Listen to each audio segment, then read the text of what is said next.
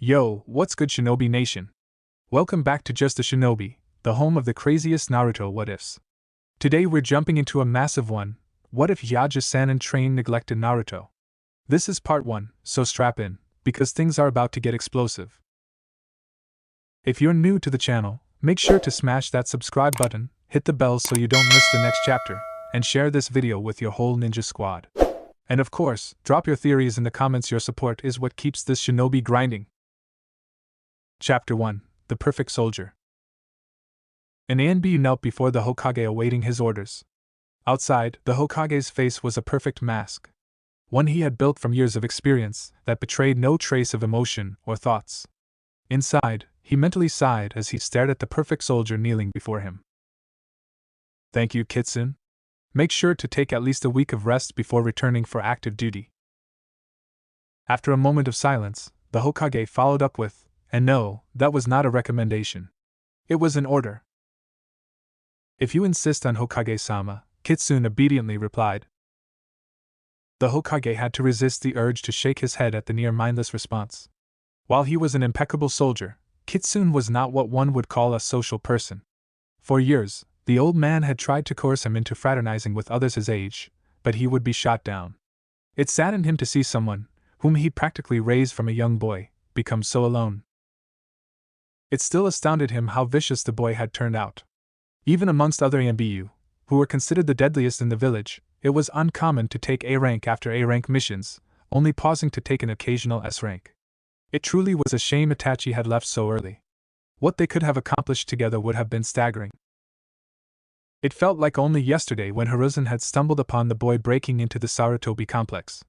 The ANBU would never have even noticed him if the Hokage hadn't headed down to the storage room for a late-night snack. As he creaked open the door, the boy simply froze and did nothing but stare back at the surprised old man. The boy's face had been covered in dirt, and his clothes had been caked in dried mud. He was just a clanless orphan with nothing but the clothes on his body and thin scroll on his back. It was so silent that the old man could hear the boy's heart throbbing in his chest in fear. He had offered him a kind smile to put him at ease, before walking towards him. The moment he moved, the boy dropped everything and turned to bolt from the scene. He barely made it 3 steps before he was stopped by the ANBU that followed the sandame at all times. The blonde-haired boy struggled to free his arms, and his thrashing only grew worse as the old man drew closer. The Hokage had knelt before him and offered him a smile, before waving off the guards. The boy rubbed his wrist as he desperately tried to stare anywhere but into the old man's eyes. He was surprised when the man ruffled his hair, and offered him the burlap sack of food he had dropped in his haste to escape. The boy could only stare dumbstruck with awe, when the Hokage offered him a place to sleep. Ever since that night, the boy had clung to him at the hip, as much as the ANBU would allow. He had immediately made a request to enlist as a shinobi, and the rest was history. All but adopted by the head of ANBU at the time, he spent every waking moment of his time studying, training, and pushing his body to the limit in order to serve the man who had shown such kindness. He was precise, vicious, and had a mind as sharp as his blade. Yes, ANBU had crafted their perfect little monster, yet it saddened the old man to see such a level of commitment that prevented the boy from having his own life. That will be all, Kitsune. You are dismissed, the Hokage sighed. Kitsune nodded and headed for the door. As he reached for the handle, the door slammed open and raced a blur of yellow and orange. Hey Ji. A smile crept across the old man's face as his other young charge sped towards him like a bolt of lightning. Equally as quick, Kitsune snatched up the young boy and held him by the collar of his shirt. No fair, Fox Baka. Let me go! The young boy cried out as he squirmed for release from the older boy's grasp. Their interactions never ceased to amuse the old man. No one else had the gall to insult Kitsune right to his face. Naruto, please be more respectful to Kitsune. You know he is just doing his job. Besides, you wouldn't want to irritate him by accident. The lump of blonde hair crossed his arms and pouted. Like I care. He's not that great. If it wasn't for the fact that he's taller than me, I'd kick his ass. The masked boy made no response, but the old man could tell from his body language that he was smirking underneath his mask. Naruto seemed to be the only one that could elicit that kind of response from him. I'm sure, the old man responded with a smirk. Now Naruto, what are you doing here? If I'm not mistaken, classes have not been let out yet, and I'm sure Iruka would be disappointed to find out that you have been skipping again. The 8-year-old boy blushed and at least looked a little ashamed before replying, he's sick today and some other guy is teaching. He made me sit in the hall and wouldn't let me back in. I didn't do anything Jujuthi's time. I promise. A frown found its way across Sandame's face as, once again, another teacher at the academy acted out against the young boy. It had become a reoccurring theme over the past few months no matter how much he threatened the staff of the academy. He couldn't just send ANBU agents to watch the class to keep them in line. Misuse of resources for personal reasons aside, it would be difficult to explain to clan heads why there were suddenly ANBU agents stationed around the classroom filled with so many of their future heirs, when the teachers were supposed to be vetted for their protection already. It was starting to affect the boy's grades, and he knew it would only get worse. He inwardly shook his head at the fools that acted against the boy. If he were any other student, they would have been overjoyed to have such a studious child. One day, the young boy had wandered into his office out of boredom. The Hokage had been out in a meeting, but the blonde had found another way to entertain himself. When his meeting was finished, he was surprised to walk in and find the boy entrenched in one of the books he kept in his bookshelf. To say that he and his guards were on edge would be an understatement. It went without saying that watching him meddle was beyond stressful. When asked why he chose that particular book, the boy gazed up at him and simply replied it was because the swirl symbol on the cover was the same as the one on all of his shirts. With that simple explanation, he and the guards stationed around the room had let out a sigh of relief. Sarutobi knew Naruto was not the kind of person to enjoy sitting still or reading, so to see the boy so calm and focused, on a book of all things, was nothing short of astonishing.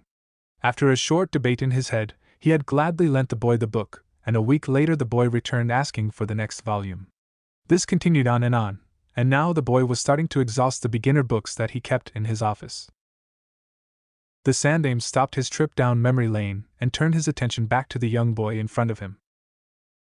I'm sorry to hear that, Naruto. Do you want Kitsune to go with you to talk with the teacher into letting you back in? The boy shook his head vigorously. Nah, he's just a boring old coot anyway. I'd rather you teach me some awesome jutsu instead. Come on, Gigi, please. The old man chuckled as he replied, I'm sorry, Naruto, but I'm busy as it is, motioning to the mountain of paper that littered his desk and the ground around him. Maybe in a week or two we can schedule a day for just the two of us, or, at the very least, free up some time for some ramen? The young boy's eyes lit up in excitement, and his sound of approval echoed off the walls of the room. Kitsune, please escort Naruto back to the academy and while you're there, ensure that the teacher is aware of my displeasure of the situation. Over Naruto's sounds of disappointment, Kitsune nodded, understanding the message. And before you go back, maybe just show a little something to Naruto to appease his curiosity. Naruto perked up again. Do you mean it? Only if you promise to behave yourself until Iruka returns from his leave, replied Sandane with a serious expression. You got it, Gigi. And I never break a promise. He chuckled at the verbal tick as he waved Kitsune, who was still holding the boy by his collar, out of his office. He continued to hear the boy's muffled screams for release as they made their way down the hall. He sighed and leaned back into his chair. Naruto was always a breath of fresh air, and it was good for Kitsune to show at least some emotion. Naruto was someone who refused to be ignored and demanded attention. When Naruto had first met Kitsune, he refused to stop bugging the teenager about how his mass whisker marks were similar to his own. After a nasty run-in with some drunk villagers, Kitsune had intervened on Naruto's behalf and they had taken to each other immediately afterwards. As similar as the two were, Hiruzen reflected upon how they would follow different paths. Kitsune was a perfect example of what Naruto would have turned into had Danzo gotten his hands on him. A perfect, lethal, empty shell of a person with nothing but loyalty to the village. Naruto was too bright and cheerful for that. Hiruzen was content with his decision to keep the boy from starting his career too early. He already had the guilt of one child soldier on his conscience, and he didn't want to add another. He made one final gaze at the fourth picture hanging on his wall of a mop of golden hair, before resigning himself back to the paper stacked in front of him. Chapter 2, A Chance Discovery. Naruto was so happy he could almost skip as he made his way through Konoha. He would never actually skip, no never, for that wasn't very shinobi-like. No sir. But he was so excited he couldn't help but at least giggle. He had finally done it. He had made his way through Gigi's library of beginner books, and now, he held a new, blue book under his arm. He could finally start moving on to the advanced stuff. His mood slightly soured, and he made a tiny pout. Well, not really the advanced stuff. Gigi had said he still had to move on to the medium-level books, but hey, that was still an improvement. His determination back in his eyes, he vowed to be the best ninja in the village, just like the yandere was before him. Though he would never admit it, Naruto was very self-conscious when it came to his own talent. Sure, he liked to talk big and would fight tooth and nail to back it up, but whenever he had to compare himself to the likes of Sasuke or even Kitsune, he would feel disappointed in his own ability. Not for a lack of trying. He would spend hours trying to mimic what Nei-chan and Kitsune-san would teach him, but he still felt as though he was coming up short. The fact that he had advanced to his current level all by himself made him beam and swell with pride. He had become entranced the second he'd laid his eyes on that book in Gigi's office. He still didn't know what it was, but something about seals just clicked with him. It was exhilarating to finally find something he was good at, but when he learned in class that his hero, the yandere, was also a seal master, it was just even better. Naruto couldn't help but snicker at the memory of the teacher's face when Kitsune had arrived with him back at the academy a few weeks ago. He had never seen anyone's face turn that pale before. He had forgotten what kind of effect Kitsune's presence tended to have on other people. He always forgot how big a deal he was due to the way he treated him. Kitsune would always take the time to listen to him, and he'd always rub his hair when he left. At first it bugged him like it would with any other kid, but he eventually grew fond of the sign of affection and looked forward to it, although he would never admit it. So there he was, not skipping, clutching his first, grade 2 book under his arm. All the while ignoring the angry stares and whispers that would erupt as he passed by. It was the weekend and Iruka had decided to cut the class some slack by not giving them any homework. Now with all this free time, he made his way towards his second favorite spot in the village. It was too hot today to sit on the rocky head of the Hokage Monument. Instead, he headed out towards the training grounds Kitsune had shown him once or twice. As he entered Training Ground 7, he headed off towards the opposite edge of the clearing sheltered under the shade of the looming trees. He kept strolling until he finally found a place that satisfied him and popped a sweat. Easing back against the roots, he excitedly tore open his new book. His excitement quickly bettered out when he saw nothing but a blank page. His eyebrows burrowed in confusion, and his heart started to sink as he skimmed through the rest of the book to find that all of the pages were blank. What was going on? Gigi wouldn't just give him an empty book. He bet it was that new receptionist. She must have done something to switch the covers. But she had seemed so nice to him before. He turned back to the beginning and found a letter taped to the inside cover. Naruto peeled it off as easily as he could without damaging the book and proceeded to rip open the letter. He skimmed through the message before groaning and slumping back against the tree. Dear Naruto, I want to congratulate you for finally completing the beginner class series. I am very proud of you and glad to see you're taking a more serious approach to your education. I apologize for not being able to give you your next volume in person. I am needed for a meeting with the Fire Daimyo in the capital next week. So Kitsune and I will be unable to congratulate you on your accomplishment in person. Kitsune is also proud of you in his own way. I took his grunt when I mentioned your accomplishment as a sign of approval. By now you are probably wondering why your current book is blank. Consider it a test. I don't claim to be an expert seal master, but I'd like to think that I know my way around the trade. I do know that all seal masters go through a series of tests upon completing each level, and since Konoha is rather lacking in that department, I thought I'd give you a mock test, until a true expert can come to test your abilities. Your challenge is simply to unlock your new book. All you have to do is remove the seal from the first page. Think of it as a culmination of everything you have learned so far. Before you get any ideas in that empty head of yours, don't think about simply tearing the page with the test on it. All that will do is activate a security seal and spit out an enormous amount of ink, drenching both you and the book's pages. I know you can crack this if you put your head to it. Good luck and I will see you soon. Hiruzen Sarutobi. Naruto was filled with a strange combination of annoyance and anticipation. While he was ticked that the old man tricked him, he was also humbled that the old man thought enough of him that he could pass this test. However, a grim realization settled over him as he realized he hadn't brought his sealing kit with him. "Kyuso," he muttered as he slumped against the tree.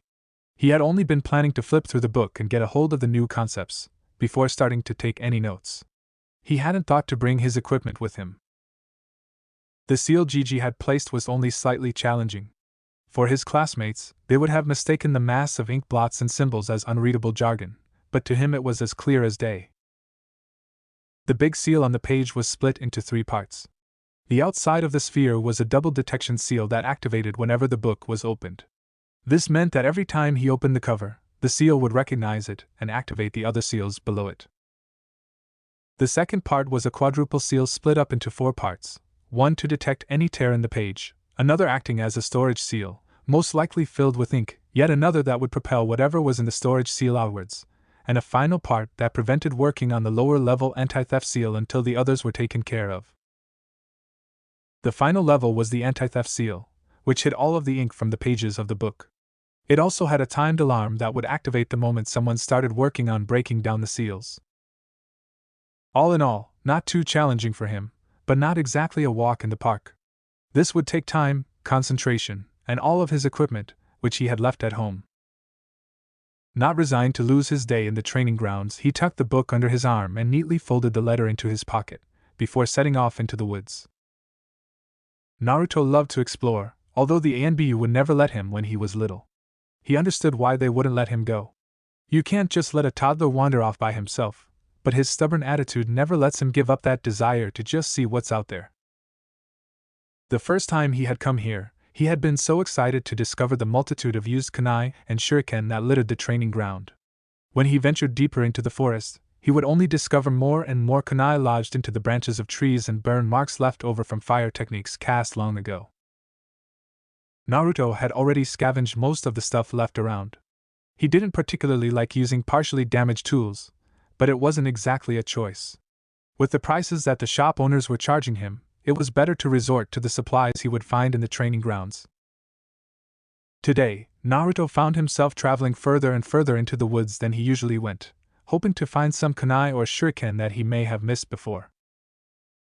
After about 45 minutes of walking with no results, he was ready to turn back and head home to unlock his new book. As he turned to leave, a glint of sunlight caught his eye.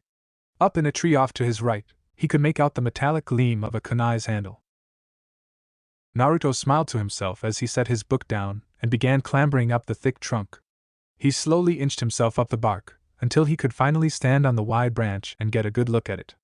The blade was buried hill deep inside the bark. Naruto took hold of the handle, which was bigger in comparison to the other kunai he had used, and pulled with all of his might. After 3 or 4 tugs, he finally managed to yank out the blade only to discover something different. The hell is this? The blade wasn't shaped like a normal kunai. It seemed to have 3 prongs that shot out from the handle. Speaking of which, he had never held a kunai with such a bulky handle. Ah man, the thing must be broken, he pouted to himself and got ready to chuck it away, when he caught sight of something on the handle. Naruto was no expert, but he certainly recognized an advanced formula when he saw one. He ran his hand along the handle, rubbing over the complex formula he had never seen before.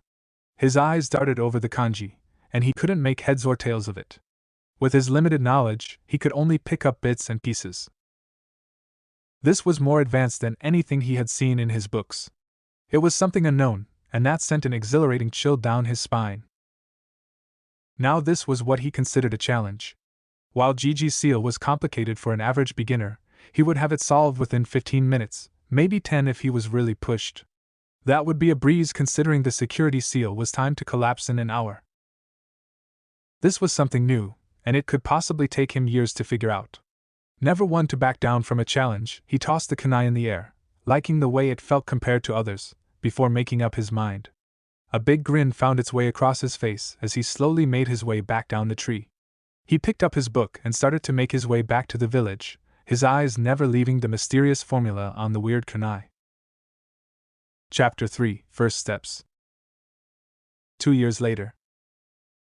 The blonde 10-year-old sat in the middle of the clearing, moving with as much precision he could muster. Slowly and painfully, he weaved and flicked his brush across the parchment, leaving smooth, clean strokes in its wake. He brought his arm down for the final stroke and slowly began to draw the final kanji, all the while pumping as steady a stream of chakra as he could manage. Finally, he finished and gazed upon his work, letting out a sigh of relief. A smile erupted on his face. He opened his mouth to shout "Yada!" only for the seal to explode in his face, sending him skidding back several yards. "Ow!" was all the boy could groan, as he tried to sit up. The entire front of his body stung and his goggles were clouded with soot. He tried to clean them with the back of his hands, as he mentally reprimanded himself. He had left the tip of his brush on the page. When he had grown excited, a surge of chakra had run through his body and, by extension, through the brush and into the seal, setting it off. He muttered a curse as he dragged his aching body out of the clearing towards the cool shade of the tree line. He leaned back against the tree and winced as he inspected the damage. His hands were bright red, and several blisters were already forming. Could have been worse. He cringed as he remembered the first time he had attempted to make an exploding tag. Of course, he had set it way higher than he should have for a first attempt. The front of his shirt had been burned away, and the flesh on his hands and chest had been completely seared off. That had been a very unpleasant day at the hospital due to his aching body and the scolding he received from the Hokage. Kitsune had dropped by and gave him his signature silent scolding, which was even worse. His aura and stare had made him feel even guiltier than when Irika had come by. Seeing now as good a time as any, he decided to call a break, at least until his hands stopped feeling like he had grasped a piece of hot metal. He closed his eyes and relished the feeling of the wind racing across his face. He sure was growing more and more busy lately. He barely had any time to appreciate the tiny moments like this. There was just so much he had to do. He had to keep up his pace with his studies. By now, he was about halfway through the medium-class books. He also had to keep on top of the lessons that Kitsune and Nei-chan had taught him. Then, he had his own secret projects, which took up most of his time and were extremely difficult. He had one project set aside to help Nei-chan with her own special problem, and another working out the secret of his mystery kunai that he had found in the woods. He absent-mindedly took said kunai out of his pocket and gazed at the handle for what seemed like the millionth time. He had made a lot of progress deciphering it. Well, a lot of progress for a beginner anyways. He had known the thing was complicated when he had first found it, but now that he was halfway through the middle class, he was starting to truly grasp the complexity of the seal formula. When he had first started, it was all just a complicated mess that made his head spin. So, he did what Kitsune had taught him to do when faced with a problem: break it down and solve it by parts. After using a copy seal and expanding the formula onto a larger sheet, he was dumbfounded by the complexity of it. He had barely made his way through 1/4 of the seal, and it still barely made any sense. All he had been able to decipher so far was that it had something to do with an equal exchange of matter and energy. He would have mistaken it for a storage seal if it weren't for the lack of the clear indicators found in all storage seals no matter what their size. That plus how dense and complicated the formula was led him to believe that it had to be something more. However, his grades had started to take a serious dip due to his free time being spent on his own progress. His bunshin was still a mess, and no matter what he did, he just couldn't get it. However, this only made him more determined to show off all that he could do with him during the exams so that they would overlook his poor bunshin. Not getting anywhere unraveling the mystery of the weird kunai, he sighed and tucked it back in his bag before opening his latest book and waiting for his hands to heal. Near the back west corner of the Hyuga clan's compound was the clan's library. It was a building that towered over the rest of the complex, with multiple levels above and below ground. The first level contained a brightly lit reading area with basic information and resources for anyone in the clan to access. The floor below it was designated specifically for the branch members. While branch members and main family could both access this level, the one directly below it was strictly reserved for the main house families. Below that level was an even smaller level reserved only for main family members who were directly related to the head of the clan. In the back corner of the first floor sat a young, lavender-eyed girl. She was snuggled into a cushion of pillows, poring over yet another story regaling the triumph of the main house over another clan during the times before the hidden villages. Hinata loved reading. When she was younger, her mother would read to her for hours on end. Her soothing voice would always put her at ease and lull her to sleep. She loved this spot due to its quiet atmosphere and distance away from most of the compound. Whenever she got upset or disappointed in herself, she would retreat within the walls of the library and speed through book after book to ignore the pain. While most of the library's contents involved techniques and clan history, there were also poems and stories crafted by members of the clan. She loved the poetry from the branch house section especially. They were filled with such passion and emotion that was rare to see up front within the clan's walls. They also made her sad as they were yet another reminder of the harsh divide the caged bird seal was causing the family. Closing another embellished story of a Hyuuga victory, the 10-year-old girl made her way back down to the second level to return it to its spot. Today the library was mostly empty. It was growing later into the evening, and people had mostly trickled out. She enjoyed staying for as long as the librarian would allow her, before she would be forced to return to the house. She ran her hand along the wooden bookshelves as she walked down the aisle where she had picked up her book. Finding its spot, she happily sat it back in place and turned to leave. As she started heading towards the stairs, she felt a cold chill flow down her spine. She whipped around scanning the room for anyone else. She started to tremble as no one was in sight. She could have sworn she had heard a whisper, and it had been uncomfortably close to her. Hands shaking, she forced herself to make a seal and activate her. The world melted away into black and white as she peered through the bookshelves. Sure enough, the entire floor was empty. The only person lingering in the building was still the librarian sitting at her desk, stamping at paperwork. Her head was telling her to rush up the stairs, but her feet were planted firmly in place. She felt a slight tug in her gut, and she slowly started walking deeper into the room. She kept going deeper and deeper, until she found herself standing at the gated entrance to the third sub-level, which was reserved only for the direct family of the clan head. Her whole body was shaking and wanted to flee, but she steeled herself and thought of an adventurous, young blonde before steeling her resolve. As she passed through the gate, her hand passed over the seal designated to detect and activate the caged bird seal, and her hand unconsciously went to her forehead. She grabbed a candle from the wall and lit it with a low-level fire jutsu. Nothing special, just something taught at the academy to help light fires on missions. She descended down the stairway and creaked open the wooden door to the bottom floor. This was honestly the first time she had ever ventured down here, and she was surprised by how small it was compared to the rest of the building. Even though she had access to it, she had never felt like coming down here. The atmosphere it excluded just reminded her too much of the council. There were fewer scrolls on this floor, but they were still neatly organized and piled on what few shelves there were. The room was full of secret and restricted techniques known only to the clan heads and unedited versions of the clan's history. As she ventured through the shelves, she caught sight of a rather large scroll sitting on a pedestal. Unlike many of the other scrolls down here, this one was absent of cobwebs and dust. There were very few people with the access to this floor, and none of them would have come here with cleaning on their mind. That would be below their station. To see one in such clean condition shocked her. She ran her fingertip along the kanji for tiger, as she felt the same chill from before. She whipped her head around and happened to glimpse the faintest glow disappear behind a wooden door at the end of the room. She tentatively tiptoed inch by inch up to the door. She reached out with her shaking fingers and touched the door handle. Hinata. Her back slammed against the door, and she flared to life, darting all across the room. Nothing. Still nothing. Her heart was beating in overtime and every instinct was telling her to run, but she slowly suppressed that feeling and deactivated her eyes. She was going to keep going. She just had this strange obligation to continue. Taking a deep breath, she creaked open the door and peeked inside. Even when she poked her candle through the doorway, she could barely see anything. She creeped down the stone hallway before entering a small round room. It was pitch black and the air felt cold and damp. She glanced up towards the ceiling and was surprised she couldn't see it. Lifting her candle as high as she could, it barely illuminated the walls of the room. She lowered the candle with care and skipped a little to the side as hot wax dripped down its side. As she titled the candle to drip off the rest of the melted wax, she made her way towards the walls.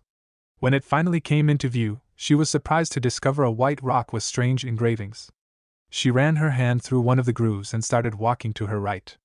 She followed the circular path of the walls, and was surprised to discover that the strange stone encompassed the entire room, aside from the doorway. It rose up about 2 feet above her head, and she faintly made out faded outlines of something on the walls. As she glanced back at the ground, she noticed a spot in the center where the sand had been disturbed. It looked as if someone or many people had stood in that exact spot. She hesitantly walked towards the center and faced the wall opposite of the hallway. Slowly, she raised her hand due to some unknown urge and activated her. In an instant, the entire room was visible and it overwhelmed her. The rock wall seemed to light up and the previously illegible markings bombarded her with information, most of which she didn't understand.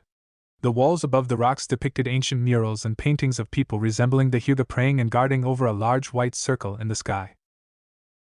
Her mind was swirling with phrases and images, most of which she couldn't comprehend.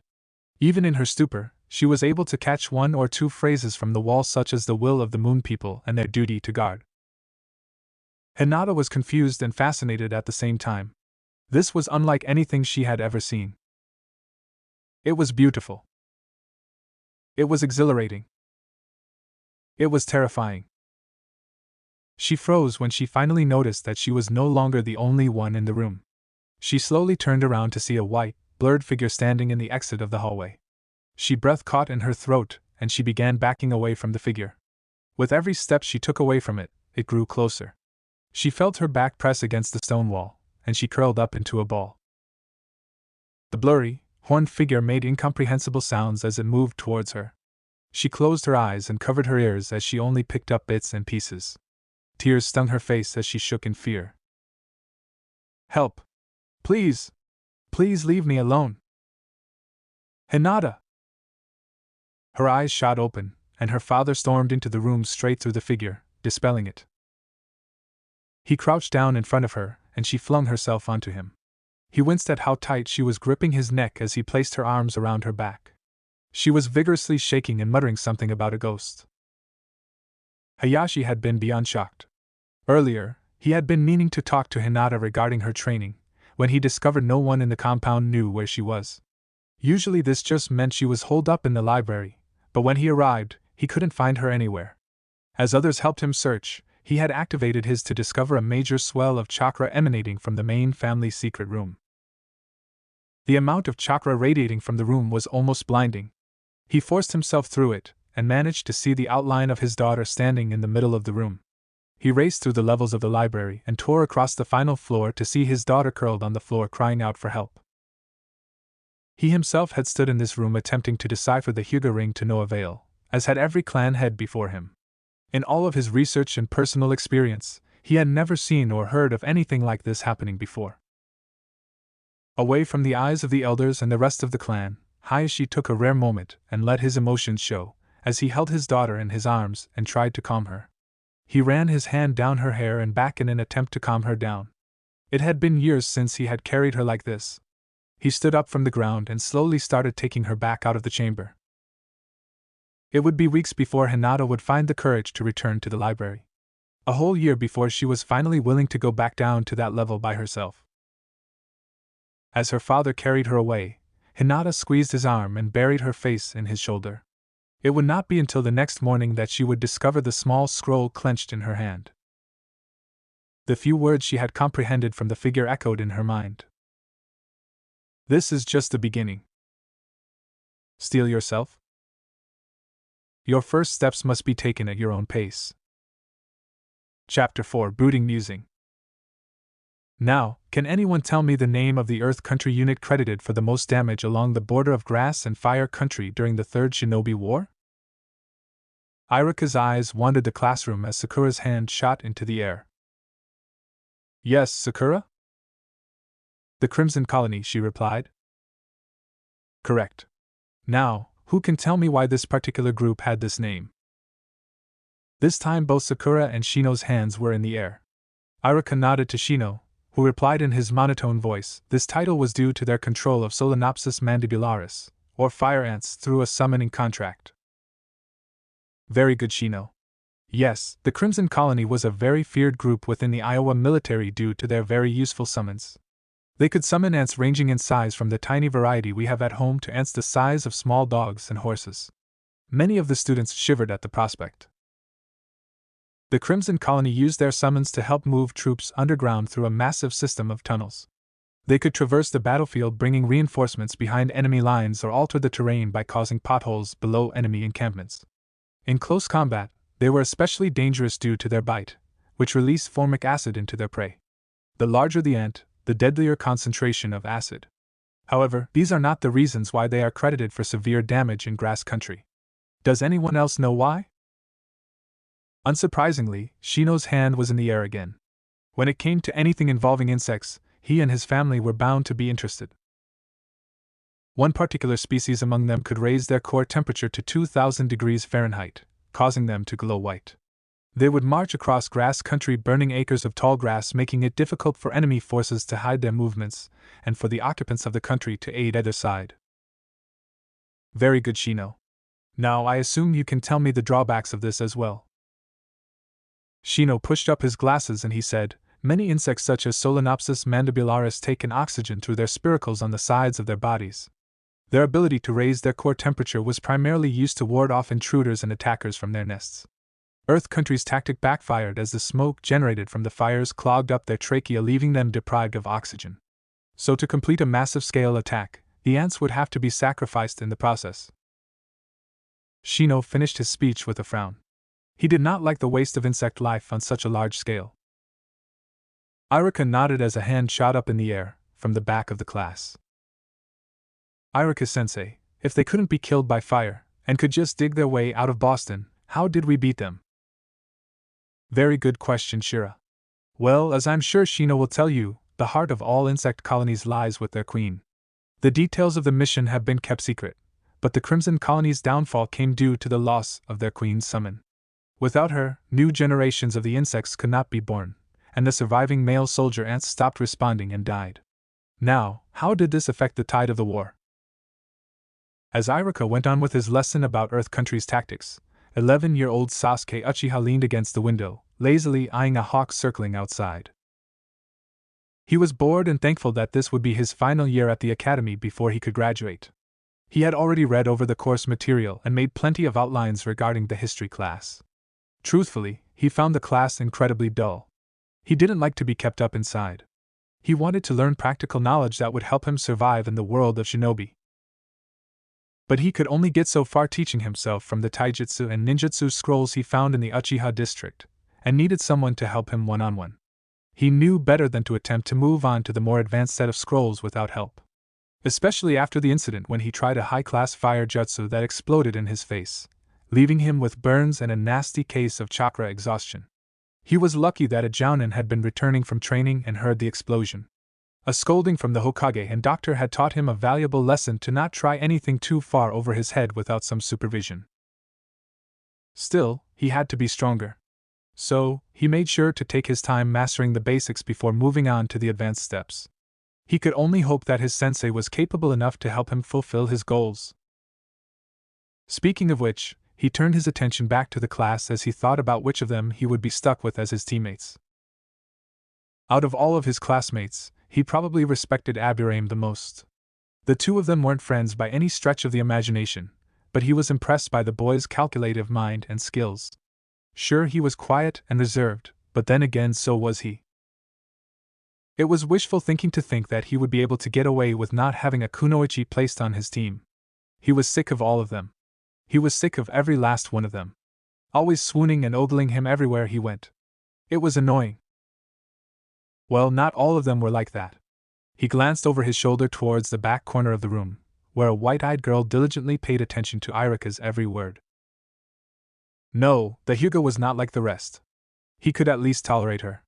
As one would assume from someone of her clan, her taijutsu skills were unmatched by the other girls of class. The only reason he felt that she wasn't the top kunoichi was because of her grades. While there was no denying she was intelligent, Sakura was ahead of her in that department.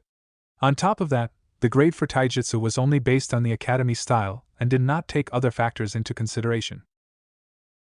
The only thing that bugged him about her was her shyness. He didn't know what kind of situation she faced at home, but whatever it was, it had obviously molded her into the withdrawn person she was.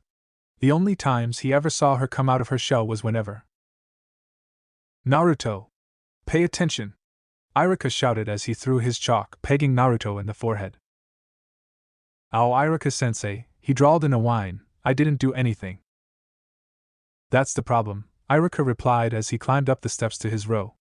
What is this? He asked, picking up Naruto's notes.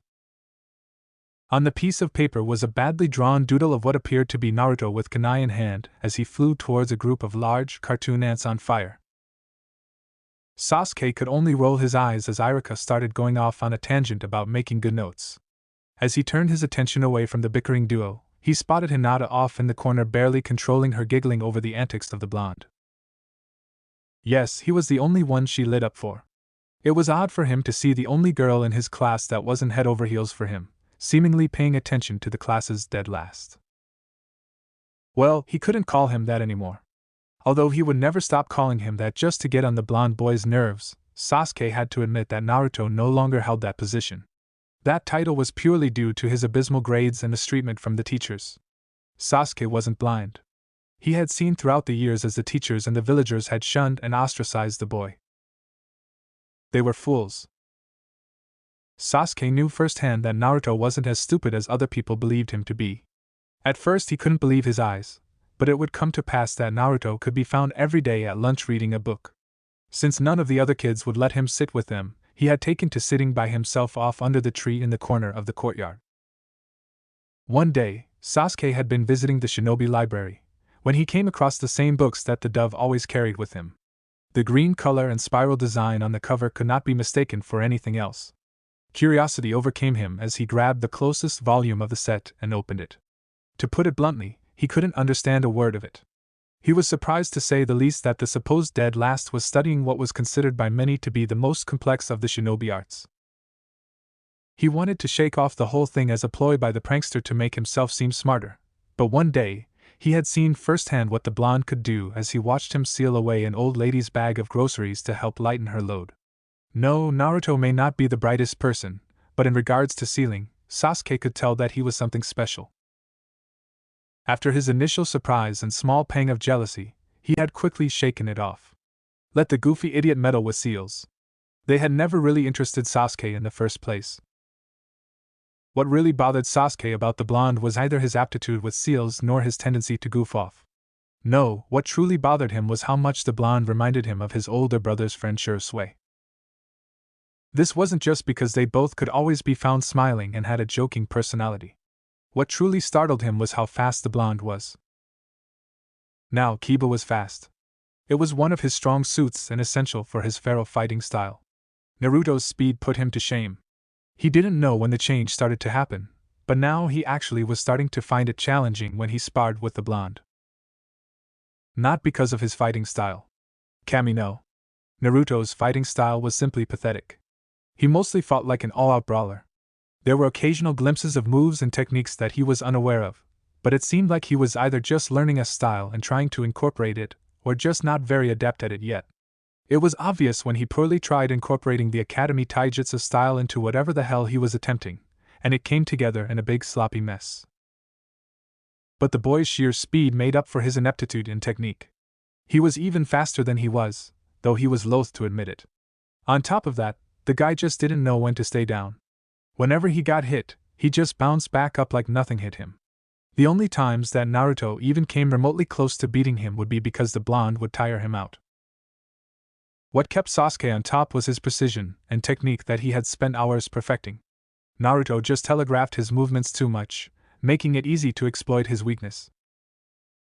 Sasuke remembered a particular session, when Naruto had finally been able to get through his guard and deliver a clean hit to his jaw, knocking him back. The blonde had been so shocked and ecstatic that Sasuke was easily able to bounce back and answer Naruto's hit with 2 jabs to the stomach and a kick to the head. The boy fell on his back trying to regain the wind that had been knocked out of him. As he reeled on the ground, Sasuke absent-mindedly rubbed his jaw. That had actually really hurt. Before the blonde could get back up and retaliate, Iruka had intervened, naming Sasuke the victor. Naruto grumbled but stuck his hand out when Iruka asked him to make the seal of reconciliation. Sasuke returned the gesture and smirked at him. It hadn't been one of his arrogant smirks, but rather a smirk of acknowledgement. He had actually gotten a clean hit on him for the first time, and he had done so without resorting to any tricks. He had done it purely with his own ability in taijutsu. The blonde had been surprised by the hidden message and offered one of his rare, grateful smiles in return. Sasuke was never able to find out how the blonde had managed to get that fast. His pride prevented him from simply asking the boy how he had done it. Even if he knew deep down that Naruto was better than he appeared, he would rather be caught in the midst of a sea of roaring fangirls than ask the dead lass for help. Chapter 5. Today is the day. Hiashi Hyuga sat at his desk shifting through the mountain of paperwork that was the bane of all clan leaders in Konoha. As he worked on his proposal to another clan, he found his thoughts drifting back to the puzzle that had surrounded his eldest daughter. It had been 2 years since the incident within the Hyuga clan library, and his mind was still trying to process what exactly had happened. For centuries, the main family was tasked with advancing the research and decryption of the mysterious stone ring. After numerous attempts and years of research, only a handful of lines had ever been translated. Only 2 things were known for certain about the stone: that it required them to read its contents, and the history surrounding how the stone arrived under the clan. The monument had been a treasure safeguarded within the Hyuga compound long before they migrated to Konoha. During the times of feuding clans, it was a shrine where the current leader would come under the full moon and meditate in the center. It was said to contain the secret origins of the clan, and the true duty of the clan. In the clan's early years, only the current clan leader was informed of the secrets within the tablet, and how to reveal them. Now, no one knows its contents. Many cited this due to a particular fire that had erupted during a surprise attack on the clan's compound. The raid from a rival clan resulted in almost half of the clan's documents being destroyed.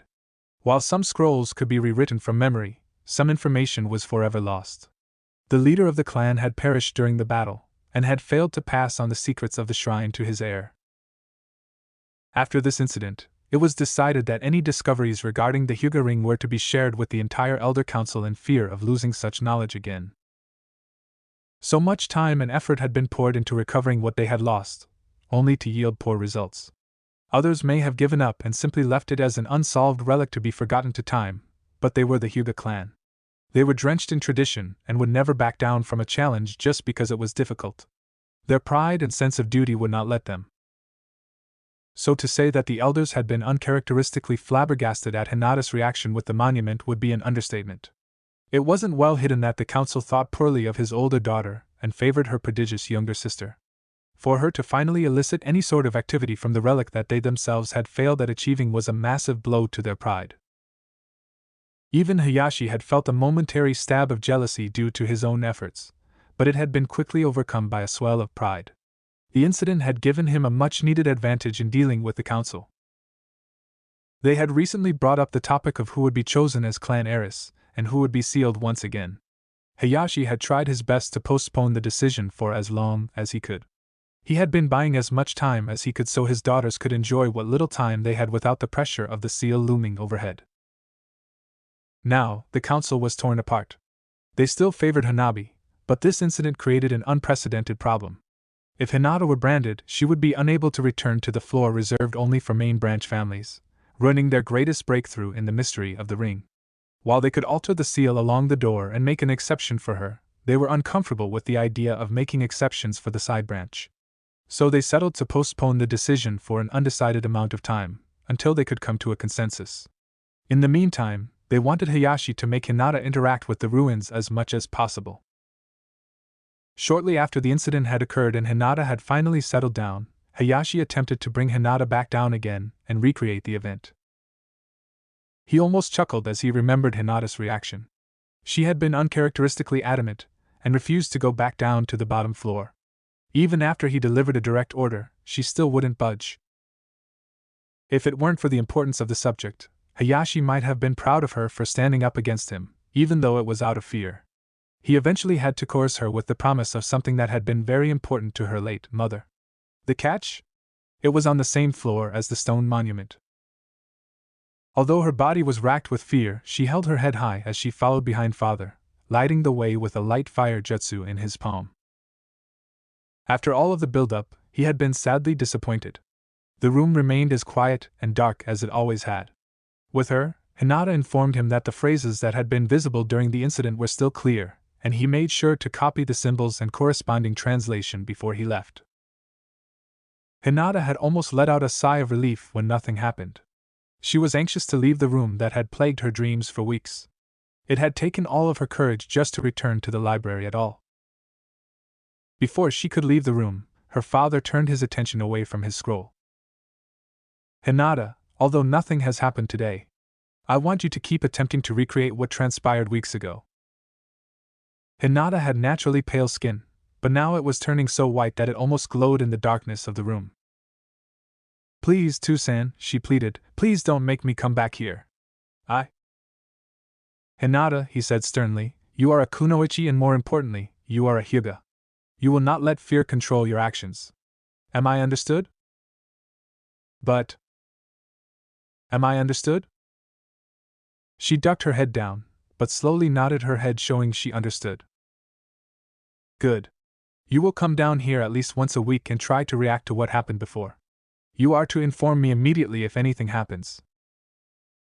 He turned to leave the room, but paused in the doorway. Without turning around, he said, you will never overcome something you fear unless you confront it. The more you face it, the less it can control you. Never let fear control your life. After a pause of silence, as Hinata stared surprised at her father's advice, he continued. Now, I do believe a promise is a promise. Come, let us find your mother's scroll. As he left back into the other room, Hinata followed swiftly behind him, smiling for the first time all day. As they shuffled out, Hiashi reflected on the newly translated phrases Hinata had supplied. The will of the moon people. The duty to guard. These new verses caused an unfamiliar feeling to form in his chest. Although he was now entrenched in the games of politics, Hiashi was still a shinobi at heart. His intuition had saved his life more times than he could count, and now it was warning him that something was coming. He did not like being in the dark about something, especially when it came to his clan. He could tell there was more to this mystery, but damned if he could see what it was. Drawn out of his thoughts, Hiashi returned his attention from his trip down memory lane and returned to the letter he was writing. This was a problem better solved sooner rather than later, and he decided it was time to take some unprecedented action. While the elders would not agree with him, he could admit that neither he nor they were getting anywhere. It was time for some outside opinions. He signed his letter as he called for one of his messengers. Please see to it that this proposal is taken to Shikaku Nara immediately. Also, please find Hinata and tell her I would like to talk to her. Of course, Hiashi-sama, the servant said as he bowed. As he left the room, Hiashi tried to move his thoughts away from the mess of the library and move on to something else. Today was an important day after all. Today was the day Hinata took her first step into the real world. He almost smirked, but there was a knock at his door as a light voice rang out, "You wish to see me, father?" His face immediately shifted into his trademark stern composure as he told her to enter. She entered the room, keeping her back straight and eyes forward as she bowed before him. Hiashi paused before speaking. Today is an important day for you and I expect only your best. Anything short of that would dishonor the clan. Haitu-sama. He nodded. You are the heir to the most powerful clan in the village. Your actions represent not only your own strength, but also the strength of the clan. We cannot tolerate showing weakness. Do not disappoint us. Understood. Good, then you are dismissed. She nodded and bowed once again before scuffling out of the room. Once he was sure she was out of earshot, he let out a sigh. He had to keep up appearances after all, and it was too late to change his technique now. Hinata would have to flourish on her own or drown. He stared at one of the few pictures that adorned his desk. One was of himself and his wife along with his 2 daughters. It had been taken shortly after Hanabi was born. The other, that he held his focus, was of a trio of children standing in front of a man in a jounin jacket. The man with spiky white hair looked as though he was booming with laughter, seemingly amused at the antics of his students. Today was an important day that would shape the rest of her life. Her career was now out of his hands and about to be placed in someone else's. He sighed as visions of the past played in his mind as he returned to the surplus of work that threatened to engulf him. As unpopular as Hinata was within the clan, the opposite could be said for how the villagers regarded her. No matter what the elders said, the civilian population adored the kind Hyuga princess. Unlike many in her clan, she would always make sure to bow back to anyone who addressed her. She would always take time out of her day to talk with the small children running around the village. Today was no different. As she made her way to the academy, Hinata returned every smile and cheerily responded to the shopkeepers who wished her luck as she passed. Today was a big day. The big day. The day she finally became a kunoichi. It was uncommon for Hinata to be full of such confidence, but today she was sure of herself. Sure, she was still withdrawn and quiet, but a more astute observer would notice the spring in her step and the different way she carried herself. Due to her impeccable chakra control required of her to utilize the techniques, the Academy's 3 techniques had been simple and required no time to learn. Of course, that didn't stop her from spending hours in private making sure that all of them were perfect. She walked around a pothole and shifted the weight on her back. She fumbled with the box in her bag, making sure that the orange wrapping paper wasn't visible. She'd die of embarrassment if someone saw the square bulge and asked whom it was for. Today wasn't just a special day for her. Today would be Naruto's last attempt at passing the academy. Although she was concerned, she had confidence that today would be the day he finally passed. She knew had been working extremely hard to keep up with the others. She always saw him sitting in the corner during lunch with his nose in his books jotting down notes, and never wanted to disturb him. It always impressed her seeing him try so hard to improve himself. His determination was what helped her motivate herself to push through whenever she felt down.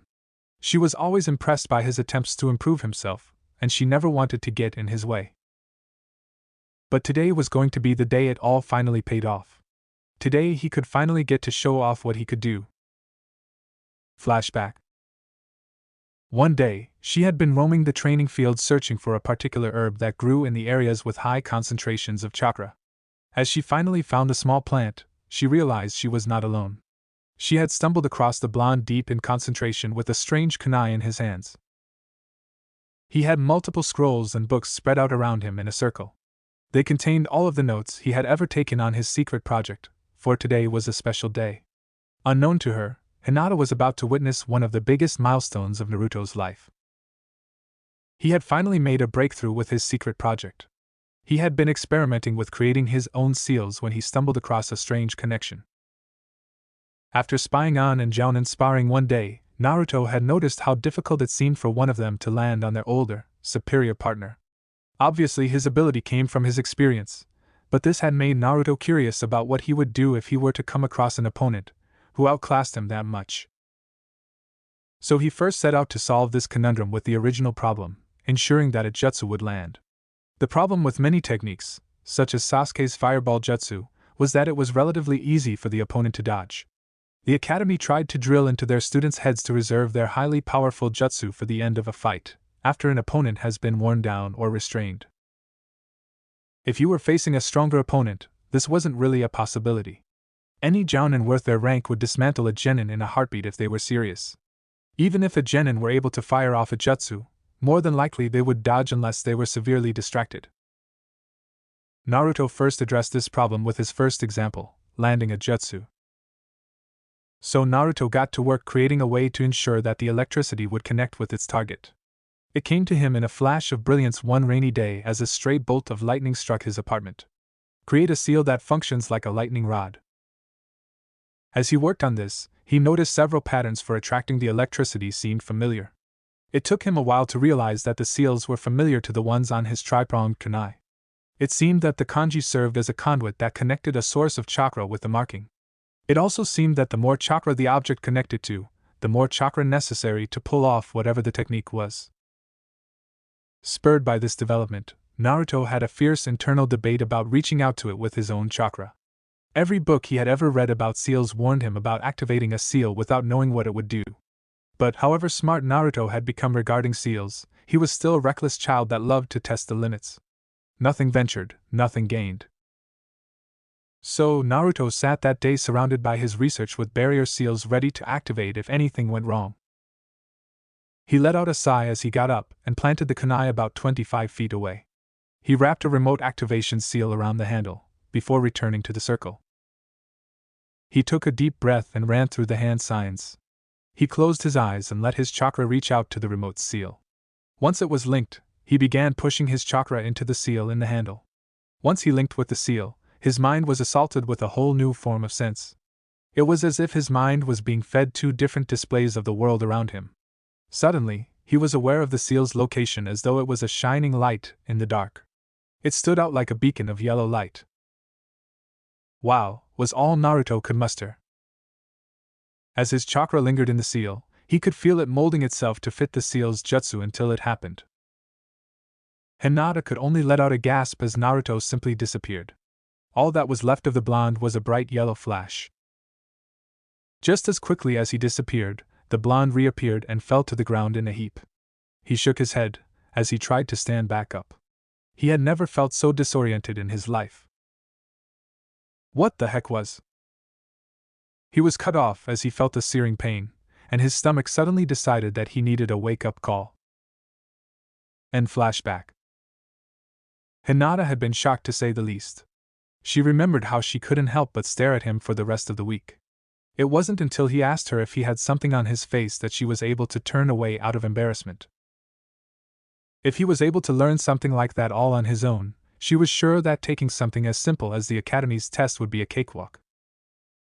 Her thoughts were interrupted as a shadow passed over her head and called out her name. Was that? Sasuke Uchiha took one last glance over his shoulder at the monument before turning and leaving the cemetery. He had a promise to keep, and today was the first step towards making that promise a reality. As he walked through the Uchiha district, he almost shuddered out how empty it felt. It was nothing but a ghost town. A shell of its former glory. That would all change. He would make sure of that. Entering the village, the civilians all stopped to bow towards the last Uchiha. The prodigal boy destined to return the clan to its former glory. He almost wanted to scoff at them. All that they had to give was pity, and he wanted none of it. While it did sometimes stoke his ego to hear others compliment his talents, it was never personal. It didn't come from a place of true appreciation. Besides, the feeling would always be shot down by the knowledge of how that man had been 4 steps ahead of him by that stage. But today was special, and he wasn't going to let that man bring him down. Today was his first step towards his ultimate goal. No longer would he have to waste his time on the boring lectures of the academy. No longer would he have to put up with those useless fangirls every day, unless he was cursed by Kami herself and teamed up with one.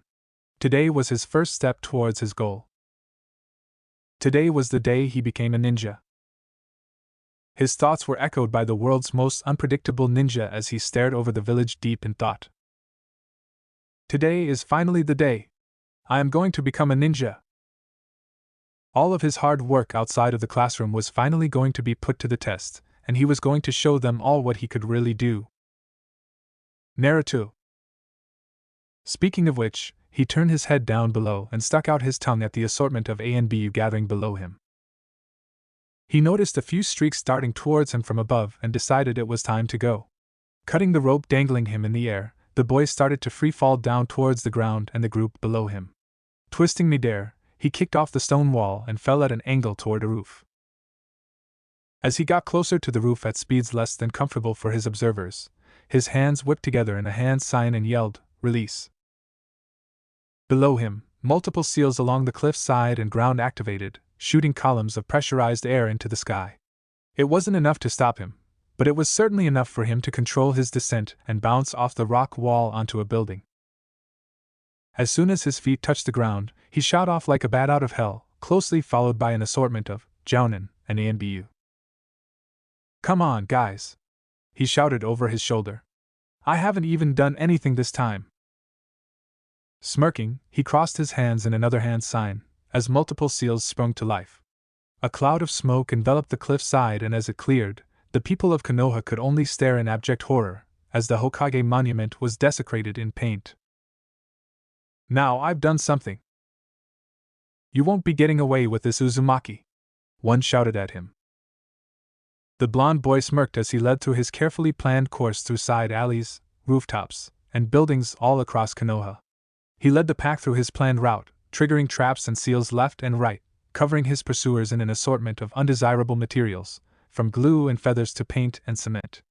Laughing the entire time, Konoha's #1 troublemaker woke the town by storm and loved every minute of it. At one point he jumped from one rooftop into the middle of the street, and couldn't help but chuckle as flew over someone he knew. "Hi, Hinata-chan!" he yelled with a smile before taking off with a cloud of smoke behind him. The girl could only stare in astonishment as the group of shinobi chasing the blonde ran around her. After a while, he decided it was finally time to call it quits and finally head to the academy. As the still left in the pursuit saw the boy make a sharp left turn, they began to smirk. Many knew it was a dead end, and they would finally be able to end this drawn-out pursuit. They finally turned the corner only to be met with nothing. The boy was simply gone. The censors in the group reached out but were unable to find him. It was as if he had simply vanished. Halfway across the village on a rooftop overlooking a certain ramen stand, a single tri-pronged kunai was embedded in the ground. The next second, there was a flash of yellow and a young boy appeared as if from nowhere grinning victoriously. A short second later he hunched over and began violently regurgitating the contents of his stomach. Damn, every time, he thought to himself. At least it was becoming more manageable. He wiped the blood from his mouth on his sleeve and leaned against the railing for support. He reached down and pocketed the kunai before turning to admire his handiwork. The Hokage Monument was decorated in a rainbow of colors and drawings, all planned out by his seals. Of course, he had added a few tricks as well, courtesy of his talents. The second Hokage's eyes seemed to be crying as water poured continuously from the statue's eyes. A similar situation could be found on the head of the Sandame, as smoke seemed to be coming out of his ears. Even the Yandame could not seem to escape the boy's wrath. The man's face was decorated with glitter, creating a bright shine off of the morning sun. Naruto giggled to himself as he panted and regained his strength. Oh, it was worth it. His final prank before he became a ninja, and he had pulled out all the stops to make it one to remember. As he settled down, he finally noticed the other presence on the roof and gulped before trying to bolt off. He was caught and held by the hem of his shirt as he flailed trying to free himself from his captor. Going somewhere? A voice that still sent shivers up his skin asked. And nowhere, Kitsune-san. What are you doing here? I knew there were about 5 places that you probably show up at after that hot mess. Knowing you, I decided to follow your gut and stake out here. By the way, that technique still needs work. I know, the boy said, resigned to his fate and finally stopping his struggle. So, where do you think we are going now? To go have a pleasant talk with Gigi? The boy asked hopefully. The masked teenager shook his head and replied, No, we are off for a nice, long chat with Irika-san. Wouldn't want to be late for today, now would we? I'm sure he'll be very understanding. Naruto gulped as the world of pain he knew he was in for slowly approached him. Hinata couldn't help but giggle as she watched Irika go off and lecture Naruto about his terrible behavior. The two looked so much like brothers that at times it was hard to believe they weren't actually related. Naruto at least looked a little ashamed as Irika went off on him. After a while, he was finally able to make him stop by saying he could remove all he had done right now. He was obviously confused, but allowed him to go on. Naruto clasped his hands together, working his way through several hand signs before whispering release and pointing out of the window. Irika and Hinata could only look in awe as the Hokage Monument looked as clear as it had the previous day. What did you do? He asked. I just used the reverse seals I placed up there. I knew you were probably going to make me clean it up, so I decided to save some time. He grinned and rubbed the back of his head as Irika simply sighed. While he was still upset about the whole debacle, he was also quite proud of the level of skill and forethought Naruto needed to pull it off. He decided to let him off easy, with a promised visit with the Hokage after everything was over. As everyone settled into their seats, Irika stood in front of the class and began his speech. Before we start with the examinations, I just wanted to say how proud I am of all of you. You all have worked so hard to reach this point, and I have been honored to be your teacher.